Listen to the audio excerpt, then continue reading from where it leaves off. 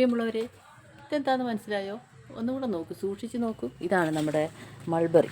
പട്ടുനൂൽ കൃഷിക്ക് വേണ്ടി ഉപയോഗിച്ചിരുന്ന ഒരു തരം പ്ലാന്റ്സ് ആണിത്. പക്ഷേ ഇപ്പോൾ ഇതിൻ്റെ തന്നെ മൾബറി തന്നെ പല വെറൈറ്റി ആയിട്ട് ഇപ്പോൾ കിട്ടുന്നുണ്ട്. ഈ മൾബറിയുടെ ലീവ്സ് കണ്ടില്ലേ? ഇതാണ് പട്ടുനൂൽ പുഴുക്കൾ കഴിക്കാൻ വേണ്ടി ഉപയോഗിക്കുന്നതാണ് ഇതിൻ്റെ മൾബറിയുടെ ലീഫ്. പക്ഷേ ഇതിൻ്റെ ഫ്രൂട്ട്സ് ഉണ്ട്. ഇതാണ് ഇതിൻ്റെ ഫ്രൂട്ട്സ്. നോക്ക്, ഈ രീതിയിൽ പിടിച്ച് വരും.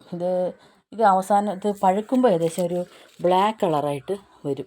ഒരു കണ്ടു കഴിഞ്ഞാലൊരു ചെറിയ മുന്തിരിക്കൊല നിൽക്കുന്ന രീതിയിൽ മൾബറിയുടെ കായ പഴുത്ത് കറുത്ത കളറിൽ കിട്ടും. ഇപ്പം കണ്ട ഇവിടെ നമ്മൾ കുറച്ച് ഹാർവെസ്റ്റ് ചെയ്ത് കഴിഞ്ഞു.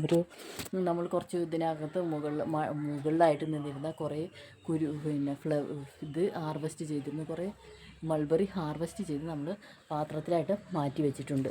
ഇത് നമുക്ക് കുട്ടികൾക്ക് കൊടുത്തു കഴിഞ്ഞാൽ വളരെ ഹെൽത്ത്, അതായത് വൈറ്റമിൻസും മിനറൽസും ഒക്കെ അടങ്ങിയതും ശരീരത്തിന് വളരെ യൂസ്ഫുള്ളായ കാൽസ്യം അങ്ങനെയുള്ള എല്ലാ കാര്യങ്ങളും ഇതിനകത്ത് വൈറ്റമിൻസും മിനറൽസും ആൻറ്റി ഓക്സിഡൻസും ഒക്കെ ഉള്ളതുമാണ്.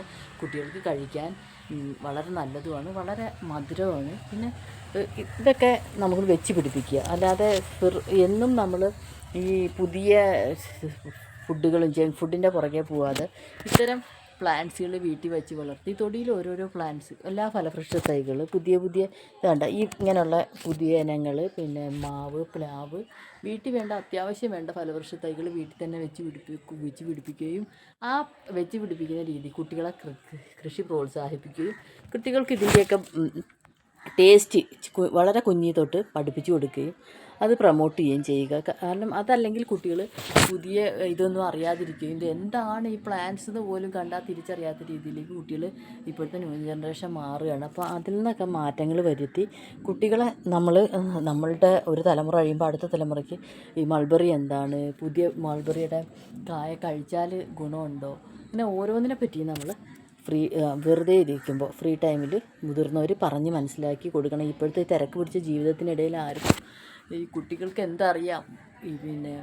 നമുക്കറിയുന്ന കാര്യങ്ങൾ മൊത്തം കുട്ടികൾക്ക് അറിയാമോ? ഇതൊന്നും നമുക്കറിയില്ല. അപ്പോൾ അതുകൊണ്ട് എല്ലാവരും ഇത്തരം കാര്യങ്ങൾ ശ്രദ്ധിക്കുകയും ഇങ്ങനെയുള്ള കൃഷികൾ പ്രോത്സാഹിപ്പിക്കുകയും ഓരോ ഫലങ്ങളുടെ ഇമ്പോർട്ടൻസ് മക്കളെ പറഞ്ഞ് പഠിപ്പിക്കുകയും